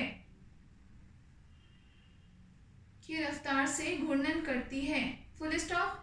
चकती का जड़त्वीय आघूर्ण, चकती का जड़त्वीय आघूर्ण एवं घूर्णन की गतिज ऊर्जा का परिकलन कीजिए। एवं घूर्णन की गतिज ऊर्जा का परिकलन कीजिए। घूर्णन की गतिज ऊर्जा का परिकलन कीजिए। ठीक है, ये क्वेश्चन भी आपका मोस्ट इंपोर्टेंट है। ये आपके आया हुआ है 2005 में, 6 में, 9 में, 12 में, 14 में और 17 में। इतनी बार ये क्वेश्चन आपका रिपीट हुआ है आरयू में, इसलिए करवा रही हूँ। ठीक है, क्वेश्चन लिख लिया आप लोगों ने। आपको ये सारी क्या है, गिवन वैल्यूज है, दिया गया है, ये दिया गया है। ठीक है, आपसे पूछा क्या है, एक तो आपसे पूछा है चकती का जड़त्वीय आघूर्ण आई पूछ रखा है, और दूसरा आपसे क्या पूछ रखा है, घूर्णन की गतिज ऊर्जा ई रोटेशनल आपसे पूछ रखा है, घूर्णन की गतिज ऊर्जा। दोनों ऐसे इजी से हैं, आप लोग खुद भी कर सकते हो। मैं शॉर्ट में आपको बता देती हूँ ताकि आप कर लो। ठीक है, सबसे पहली बात हम करें चकती का जड़त्वीय आघूर्ण आई, तो आई बराबर हमने फर्स्ट केस में, क्यों, क्योंकि हम इसका पूरा चकती के अकॉर्डिंग लेंगे तो किसके बराबर आया था हमारे पास मान, 1/2 mr स्क्वायर, 1/2 mr स्क्वायर। चकती का आप देखना केस। ठीक है, तो बस दोनों वैल्यूज दी हुई है, बस सॉल्व करना है। इंटू में m दे रखा है आपको 25, इंटू में r दे रखा है 0.5 का स्क्वायर। इसको आपने खुद में सॉल्व करना है। i का रेशियो आएगा आपके पास ऑलमोस्ट 3.125, 3.125। यूनिट क्या हो जाएगी, किलो इंटू मीटर स्क्वायर। ये आपके पास मान हो जाएगा i का। ठीक है, अब दूसरी चीज, हमें ई रोटेशनल निकालना है। तो ई रोटेशनल का फॉर्मूला हमें पता है कितना होता है, घूर्णन की गतिज ऊर्जा 1/2 आई ओमेगा स्क्वायर होती है घूर्णन गतिज ऊर्जा। ठीक है, तो हमें यहाँ पे क्या है, आई का मान तो हमने इससे पहले निकाल लिया, आ गया। ओमेगा का मान हमारे पास नहीं है, ओमेगा निकालना पड़ेगा। तो इसका मतलब पहले हम ओमेगा निकालते हैं। तो ओमेगा का फॉर्मूला आप लोगों को पता होगा क्या होता है, 2πn। तो यहाँ पे 2 इंटू पाई का मतलब 3.14 और n आपको दे रखा है 120 चक्कर प्रति मिनट। इसको आप खुद सॉल्व कीजिए और देखिए इसका मान आपके पास कितना आता है। आप यहाँ पे ये कर सकते हो, आपको प्रति मिनट दे रखा है, आप उसको सेकंड में चेंज करो। 1 मिनट में 60 सेकंड होते हैं, तो आप उसको 60 से डिवाइड कर लो, तो ये वैल्यू आपके पास कितनी हो जाएगी, 2, मतलब आपके पास 4 इंटू 3.14। ठीक है, तो आपके पास वैल्यू लगभग इसके 12 के लगभग वैल्यू आ जाएगी आपके पास 12.56 आएगी ऑलमोस्ट। देख लेना आप 12.56। और ओमेगा आपके पास कोणीय आवृत्ति का यूनिट क्या होता है, रेडियन पर सेकेंड, रेडियन पर सेकेंड। तो क्योंकि ओमेगा हमारे पास पर सेकेंड में होता है, इसीलिए हमने इस मान को चेंज किया है सेकेंड में, क्योंकि ये हमें n का मान पर मिनट में दे रखा है, जबकि ओमेगा का मान सेकेंड में होता है, इसलिए हमने 1 मिनट में 60 सेकेंड होते हैं तो उससे डिवाइड कर दिया। ठीक है, तो अब आपके पास ई रोटेशनल का मान अब आप निकाल सकते हो। ई बराबर क्या हो जाएगा, 1/2 आई ओमेगा स्क्वायर। सारी वैल्यूज आपके पास है, रख दीजिए। 1/2 इंटू आई का मान कितना है हमारे पास 3.125 इंटू ओमेगा का मान कितना आया 12.56, इसका स्क्वायर। इसको सॉल्व कर लो, आंसर आ जाएगा आपके पास। इसका स्क्वायर आपके पास ऑलमोस्ट कितना आएगा 157.5, मतलब ये मान आपके पास ये हो जाएगा 1/2 इंटू 157, देख लेना आप लोग करके, 157.5 और इंटू में आपके पास 3.125 है। इन सबको आप मल्टीप्लाई करके सॉल्व करो तो आपके पास मान कितना आ जाएगा 246.49, 246.49। ठीक है, 246.49। यहाँ आपको इसको किस रूप में लिख सकते हो 2.46, इसको हम ये भी लिख सकते हैं 2.46 इंटू 10⁻², और ऊर्जा पूछ रखा है मतलब जूल में, 2.46 इंटू 10⁻² जूल। ये आपके पास हो जाएगा इसका फाइनल आंसर। ठीक है, तो ये आपकी सेकेंड यूनिट हो गई कंप्लीट। ये कार न्यूमेरिकल्स थे जो काफ़ी बार आए हुए हैं, इसलिए आपको करवाए गए हैं, बाकी आप लोग खुद कर लेना, कोई ऐसा ध्यान में है तो। ठीक है, समझ में आ गई होगी अच्छे से। अब एक स्टूडेंट ने कहा था कि फर्स्ट चैप्टर में 1-2 एग्जाम्पल्स उन्होंने कहे थे कि उसमें उनको प्रॉब्लम है, तो एक बार हम हमें देख लेते हैं, बाकी बच्चे भी देख लो, ऐसा नहीं है कि आप लोगों के लिए यूजफुल नहीं है। तो फर्स्ट चैप्टर जो हमने पढ़ा था स्टार्टिंग में इनर्शियल नॉन इनर्शियल फ्रेम्स का, तो उस चैप्टर के बाद उस यूनिट के बाद अगर आप लोगों ने 1-2 पेज छोड़ रखे हो तो आप लोग वहां पे कर लो, और या फिर जैसे भी हो आप लोग डाल के कर लो, उसमें लिख लेना चाहे आप यूनिट फर्स्ट का है, ठीक है ना। इसलिए मैं कहती हूँ कि आप लोग क्या करो, हर क्वेश्चन हर यूनिट खत्म होने के बाद 1-2 पेज छोड़ दिया करें, ताकि बाद में कभी ऐसे कोई क्वेश्चन ध्यान आ जाए तो आप लोग खुद भी कर लो उसको, ठीक है ना। तो ये इनका एग्जाम्पल नंबर है 1.3, एग्जाम्पल नंबर 1.3। ये क्वेश्चन भी आपका इंपॉर्टेंट है, 2006 में आया हुआ है, 14 में आया हुआ है, 16 में आया हुआ है, ठीक है ना, इसलिए इंपॉर्टेंट क्वेश्चन है। लिखिए क्वेश्चन, लिखिए क्वेश्चन, लिखिए किसी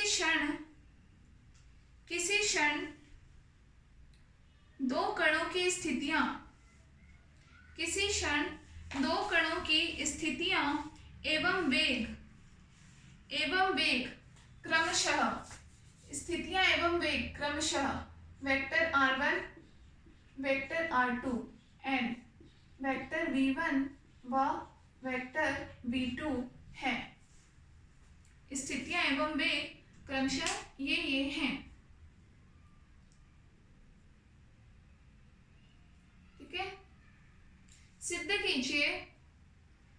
कीजिए कि कण केवल तभी टकरा सकते हैं, कि ये कण केवल तभी टकरा सकते हैं जब vector r1 minus vector r2 cross vector v1 minus vector v2 equals to 0 हो, ठीक है। मतलब एक तरह से आपको ये कंडीशन सेटिस्फाइड करनी है कि ये कंडीशन होगी बराबर 0 होगा, उस स्थिति में ही ये दोनों कण टकराएंगे, ठीक है। तो आपको फाइनली ये प्रूफ करना है, प्रूफ करने वाला क्वेश्चन है, या आंसर नहीं निकालना, आपको फाइनल रिजल्ट ये लेकर के आना है कि आता है या नहीं, ठीक है। तो आप में से किसी को आ रहा हो करने तो वो शुरू करें, अपनी कॉपी में करें, और जिनको नहीं आ रहा है वो यहाँ देख सकते हैं। देखो हमें सबसे पहले हमने क्या कहा है, हमें कोई भी दो कणों की स्थिति दे रखी है, क्लियर है। तो सबसे पहले हम इनका निर्देश तंत्र में देखें, इनकी स्थितियां क्या होगी। ये हमने कोई एक्स अक्ष ले लिया, या हमने ले लिया वाई अक्ष, ठीक है। कोई भी दो कण है अलग अलग स्थिति, हमने मान ली ये कोई P बिंदु पर स्थित है एक कण हमने मान लिया इधर किसी Q बिंदु पर स्थित है, क्लियर है। इन दोनों को, ये इसका मूल बिंदु हो गया, ये इसकी स्थिति हो गई, ठीक है। ये आपके Q बिंदु की स्थिति हो गई। तो मूल बिंदु के सापेक्ष इनके स्थिति सदिश की बात करें तो ये पहले कण का स्थिति सदिश क्या है, वेक्टर r1, दूसरे कण का स्थिति सदिश वेक्टर r2, क्लियर है।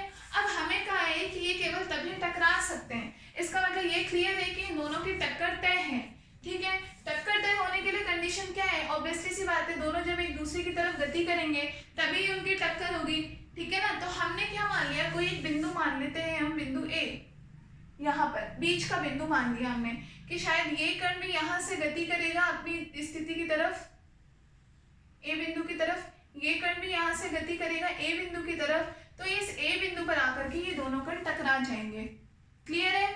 तो यहाँ पे हम बात करें, ये कण मान लो किस वेग से चल रहा है, v1 वेग से गति कर रहा है, ठीक है, और इसका वेग क्या था, v2 वेग था, ठीक है। दोनों अपनी अपनी गति से चलेंगे और A बिंदु पर जाकर के टकरा जाएंगे, ठीक है। तो कितनी दूरी तय करेगा, A बिंदु तक जाने के लिए ये कितनी दूरी तय करेगा, तो दूरी बराबर 4 इंटू समय, दूरी बराबर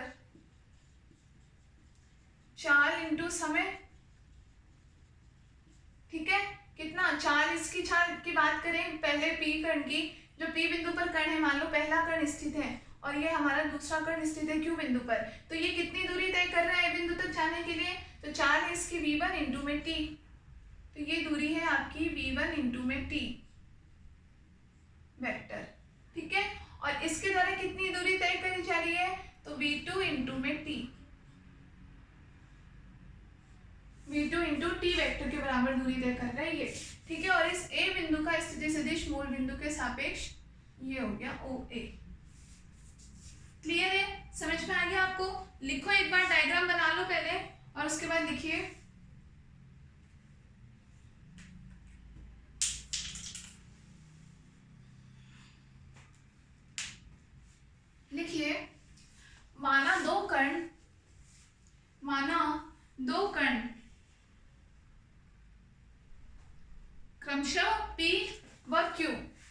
क्रमशः P व Q बिंदुओं पर स्थित हैं। क्रमशः P व Q बिंदुओं पर स्थित हैं तथा मूल बिंदु के सापेक्ष इनके स्थिति सदिश क्रमशः वेक्टर r1 व वेक्टर r2 हैं। क्रमशः वेक्टर r1 व वेक्टर r2 हैं। Full stop. यदि हम ये माने कि दोनों कण किसी बिंदु A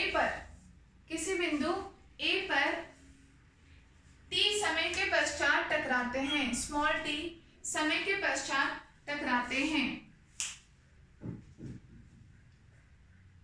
स्मॉल t समय पश्चात टकराते हैं, तो टकराने के लिए यह आवश्यक है कि दोनों कण एक दूसरे की तरफ गतिशील हों।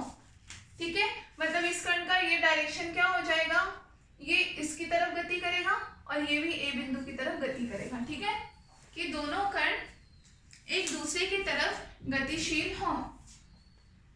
अतः पहला कण वेग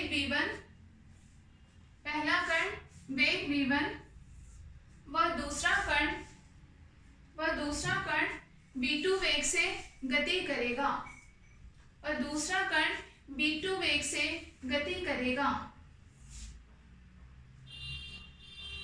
फुल स्टॉप। दोनों कणों द्वारा A बिंदु तक पहुंचने के लिए तय की गई दूरी क्रमशः v1 × t व v2 × t होगी। तय की गई दूरी क्रमशः v1 × t व v2 × t होगी।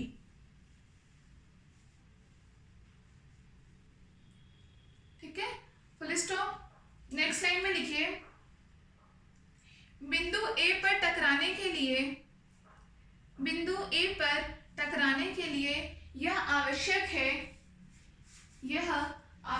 है कि उस समय दोनों कणों का स्थिति सदिश एक हो। ठीक है, दोनों का स्थिति सदिश एक हो। मतलब हम क्या देखें, OA। पहले हम बात करते हैं P कण के लिए।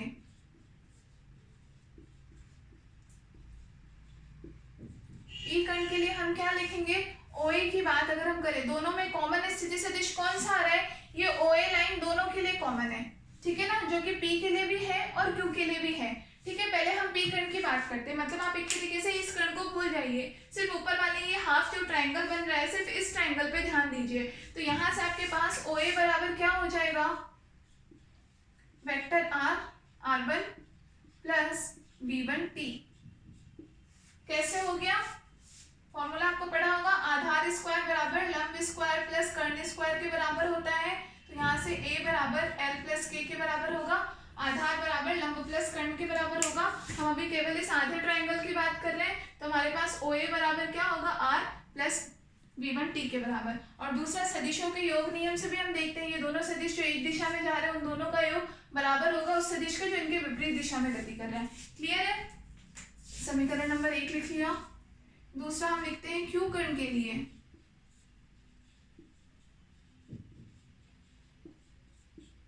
Q कण के लिए भी आपके पास OA वेक्टर बराबर क्या हो जाएगा, वेक्टर r2 प्लस v2t। समीकरण नंबर 2। ठीक है, दोनों के लिए। अब टक्कर की कंडीशन में क्या है कि दोनों का स्थिति सदिश बराबर हो, इंप्लाइज हम क्या कह सकते हैं, टक्कर के समय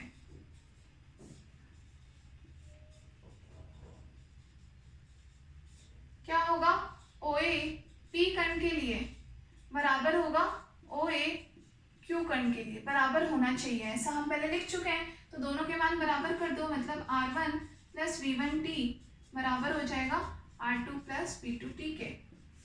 क्लियर है? तो यहाँ से हम क्या मान निकाल सकते हैं, हम यहाँ से देख सकते हैं, इसको इधर ले आए हम, R1 माइनस R2 बराबर हो जाएगा, इसको उधर ले जाते हैं हम, V2 माइनस V1 और दोनों में से T कॉमन कर लिया इसके, ठीक है। लेकिन हमें प्रूफ करना है वो मान कैसा है, R1 माइनस R2 तो आ रहा है, ठीक है, लेकिन दूसरा V1 माइनस V2 आ रहा है, तो हम इस फॉर्म में इसको चेंज करें तो हम माइनस कॉमन ले लेते हैं, तो ये क्या बन जाएगा हमारे पास, V1 माइनस V2 इंटू में T। क्लियर है? R1 माइनस R2 बराबर, सब पे वेक्टर्स लगा लेना, लिख लीजिए।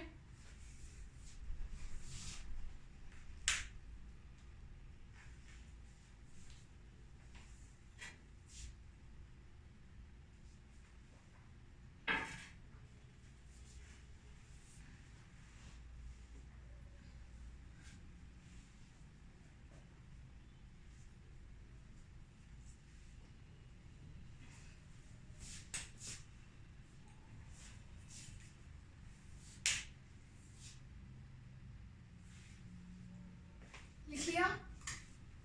तो आगे देखते हैं,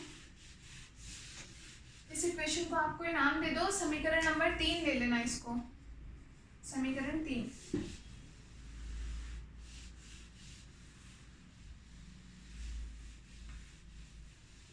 ठीक है, तो हम क्या करें, समीकरण 3 में हमें देखो, जब प्रूफ करने के लिए कोई चीज दी होती है तो बड़ा इजी हो जाता है उसको करना, क्यों, हमें पता होता है कि हमें लास्ट में मान लाना क्या है, तो हम उस अकॉर्डिंग ही अप्रोच करते हैं, ठीक है। हमें R1 माइनस R2 और V1 माइनस V2 का क्रॉस प्रोडक्ट लाना है, तो सिंपल सी बात है, R1 माइनस R2 तो हमारे पास आया हुआ है, तो हम इसके साथ में क्रॉस कर देते हैं V1 माइनस V2 का दोनों तरफ, तो हमें ये मान मिल जाएगा। बस देखना ये होगा कि बराबर 0 आता है या नहीं, ठीक है। तो समीकरण 3 में vector V1 minus vector V2 का क्रॉस प्रोडक्ट मतलब सदिश गुणन करने पर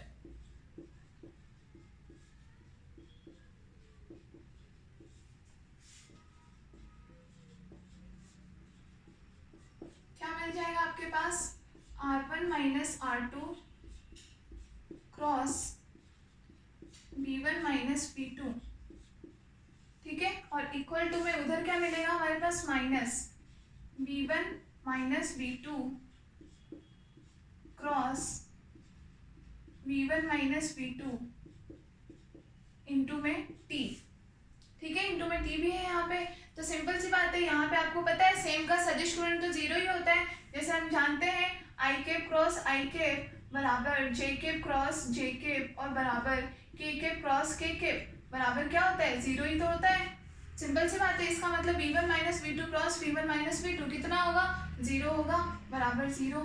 इसका मतलब आपके पास ये मान आ गया R1 minus R2 cross V1 minus V2 बराबर 0, हेंस प्रूफ। क्लियर है? इसको 0 कैसे किया समझ में आ गया ना, समान सदिशों का गुणनफल हमेशा 0 होता है, वही अगर डॉट प्रोडक्ट होता तो i डॉट i बराबर 1, j डॉट j बराबर 1, k डॉट k बराबर 1, जबकि क्रॉस प्रोडक्ट में क्या होता है, i cross i 0, j cross j 0 और k क्रॉस k 0। तो यहाँ पे ये पूरा क्या है, हम कोई एक यूनिट ही तो लेकर के चल रहे हैं, इस पूरे को हम एक मान रहे हैं, तो V1 minus V2 cross V1 minus V2 0 हो जाएगा। तो ये था आपका इक्वेशन।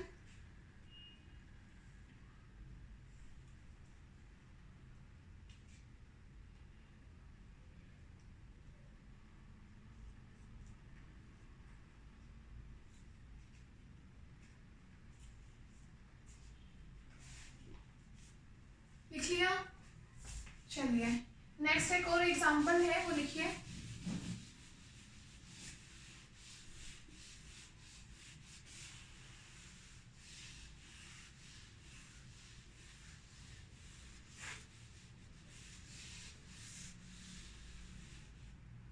लिखिए, किसी कण P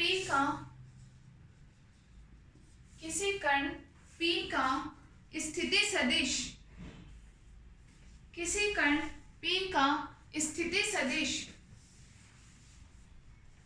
किसी कार्तीय निर्देश तंत्र S में निम्न है। किसी कार्तीय निर्देश तंत्र S में निम्न है। आपको क्या दे रखा है? R का मान 6t square minus 4t into I cap plus minus 3t square into J cap minus 3t square into J cap plus 4k cap, ये क्यूब है, minus 3t cube J cap plus 4k cap. ये निर्देश तंत्र S में आपको स्थिति सदिश दे रखा है, लिख लीजिए इतना मीटर।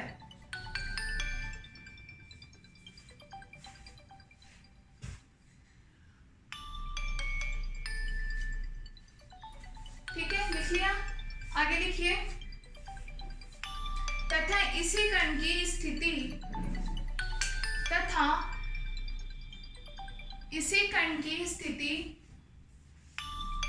एक अन्य तंत्र S देश में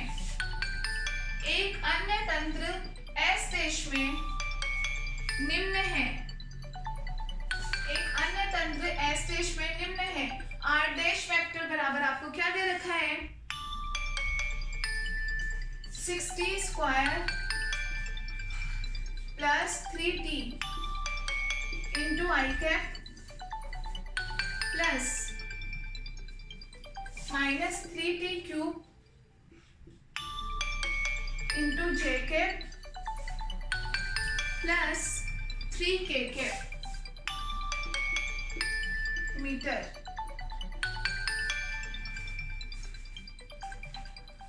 लिख लीजिए।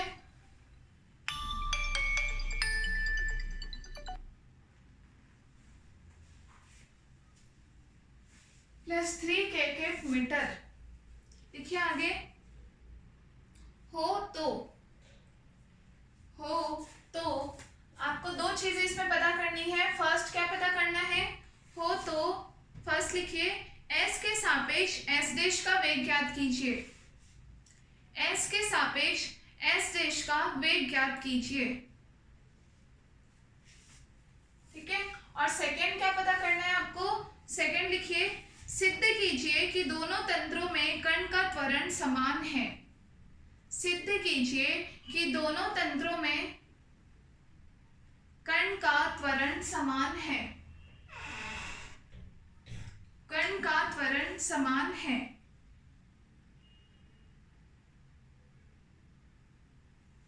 ठीक है, तो सबसे पहले देखो, फर्स्ट हमें क्या पता करना है कि हमें ये देखना है कि S का S देश के सापेक्ष में वेग ज्ञात करना है। ठीक है, सॉरी, S के सापेक्ष S देश का वेग ज्ञात करना है। ये निर्देश तंत्र S के लिए है और ये निर्देश तंत्र S देश के लिए है। तो हमें S देश का S के सापेक्ष में निर्देश तंत्र ज्ञात करना है। क्लियर है? तो सबसे वेग ज्ञात करना है। तो सबसे पहले तो हम वेग ज्ञात करते हैं दोनों। तो देखो, S तंत्र के लिए वेग क्या होगा? v बराबर क्या होता है? वेग बराबर dr बटे dt होता है। तो कर लो आप इसको, d बटे dt कर दो आप किसका? 6t स्क्वायर माइनस 4t आई कैप प्लस माइनस का 3t cube J cap plus 4k cap का क्या मान आ जाएगा? आप करके देखो। तो t के रेस्पेक्ट में देखो, यहाँ आ जाएगा 12t माइनस 4 आई कैप और माइनस में 9t स्क्वायर जे कैप। क्लियर है? ये हमारे पास मान आ जाएगा। वेग है तो इसका यूनिट क्या होगा? मीटर पर सेकेंड। Equation number first. दूसरा, हम S देश तंत्र के लिए ज्ञात करें वेग। वेग क्या हो जाएगा? v देश वेक्टर बराबर कितना मान आ जाएगा हमारे पास? dr डैश बटे dt। ठीक है, तो d अपॉन dt का मान आप यहाँ से पता कर लो। ठीक है, आपके पास वही 6t square plus 3t I cap plus minus 3t cube into J cap plus 3k cap, ये मान दे रखा है। कर लो अब इसका कितना मान हो जाएगा? 12t प्लस 3, ठीक है, इंटू में आई कैप माइनस 9t² जेकेब, ठीक है, मीटर पर सेकेंड। इक्वेशन नंबर 2 से लिख लीजिए। तो v और v डैश का मान तो हमारे पास आ गया ये। अब हमें क्या पता करना है, s के सापेक्ष में s डैश का वेग कितना होगा, मतलब हमें एक तरह से आपेक्षिक वेग इनका निकालना है, ठीक है ना। तो आपने वेग रूपांतरण की समीकरण हमने पहले पढ़ी थी, इतना लिख लिया। तो हमने जो गैलीलियन के रूपांतरण देखे थे वहां हमने दो अलग अलग निर्देश तंत्रों के लिए वेग रूपांतरण का क्या समीकरण देखा था। वेग रूपांतरण हमने क्या दे रखा था कि v डैश बराबर कितना होता है, v माइनस वी नॉट के बराबर, v डैश बराबर v minus V naught. Clear है, ये हमने फॉर्मूला पढ़ा था। हमें यहाँ दोनों का अपेक्षित वेग मतलब v नॉट पता करना है। तो v नॉट बराबर कितना होगा, v माइनस वी डैश के बराबर। सिंपल सा है। अब इन दोनों को आप रख करके और आप सॉल्व कर लो, बस बाकी वैल्यूज कट हो जाएगी, ओनली वैल्यू आपके पास क्या हो जाएगी, -7 मीटर पर सेकेंड। सिंपल सा ही है ये क्वेश्चन, कोई ज्यादा ऐसे हार्ड एंड फास्ट नहीं है। पता नहीं आपको क्यों नहीं समझ में आया, बट ये -7 आंसर हो गया आपका, ठीक है, लिख लिया।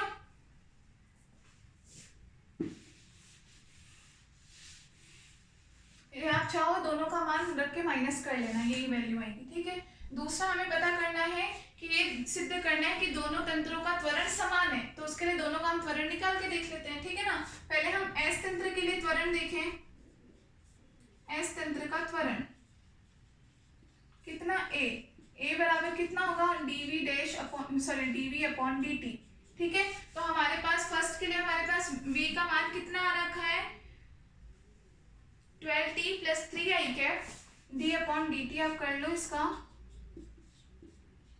12t + 3i माइनस में कितना आ रहा है, 9t² आया था, है ना, 9t² जेकेब,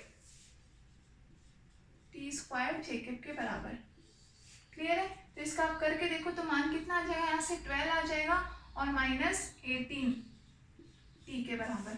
12 - 18t किसका मान आ जाएगा हमारे पास, जेकेब, 12i -18t जेकेब किसका मान आ जाएगा हमारे पास, ये त्वरण का मान आ जाएगा, ठीक है ये। और दूसरा S डैश तंत्र के लिए त्वरण निकाल लो सेम तरीके से।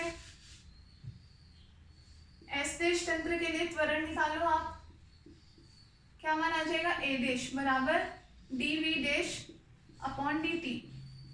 तो उसके लिए भी आपके पास शायद d अपॉन dt आप करोगे। वेग का मान आपके पास क्या आया हुआ था, हमारे पास फाइनल वेलोसिटी हमारे पास 12t + 3i सॉरी, ये शायद हमारे पास v डैश का मान आया था, है ना, ये हमारे पास v डैश का मान था शायद, ये मैंने यहाँ पे उल्टा लिख दिया। तो ये आप कोई बात नहीं, ये v डैश का मान है, या आप a डैश कर लेना, S डैश तंत्र का त्वरण कर लेना। और अब हम S तंत्र के लिए देख लेते हैं, ठीक है ना, मतलब a का मान देख लेते हैं। तो हमारे पास b का मान कितना आया था, 12t - 4i 12t यहाँ से आया था ना हमारे पास -4i, ठीक है, और माइनस में ये हमारे पास आया था 9t² जेकेब के बराबर, ठीक है। इसका हम फिर करेंगे तो कितना मान आ जाएगा, 12i -18t जेकेब। क्लियर है, ये a का मान आया, ये हमारे पास a डैश का मान आया, दोनों मान बिल्कुल सेम आए। इसका मतलब हम कह सकते हैं कि a बराबर a डैश होगा, हेंस प्रूफ, ठीक है। और सिंपल सी बात है, हमने जो रूपांतरण समीकरण पढ़ी थी वहां भी हमने देखा था वेग का रूपांतरण समीकरण हमने पढ़ा था, लेकिन त्वरण हमने देखा था कि दो अगर निर्देश तंत्र दे रखे हो तो उनमें त्वरण का मान अपरिवर्तित रहता है। तो यहाँ भी सेम है, निर्देश तंत्र का मान कुछ भी दे दे, त्वरण का मान अपरिवर्तित है, ठीक है। तो ये आपके फर्स्ट यूनिट से रिलेटेड क्वेश्चन था। तो आपकी फर्स्ट और सेकेंड यूनिट हो गई कंप्लीट। कल से हम स्टार्ट करेंगे आपकी थर्ड यूनिट।